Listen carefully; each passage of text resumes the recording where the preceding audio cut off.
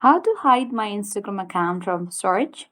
If you want to know if you can hide your Instagram account from storage, then the answer is no.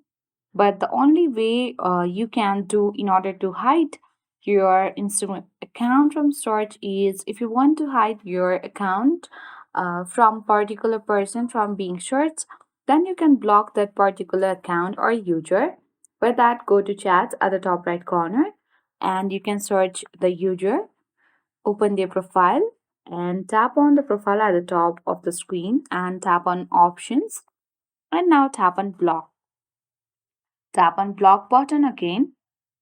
Now this user is blocked and she or he won't be able to search your Instagram account on the search. The next thing you can do is make your Instagram account private. For that, go to profile at the bottom right corner. Now on the settings and activity page, tap on account privacy and toggle on private account button and tap on switch to private. Now you have successfully made your account private.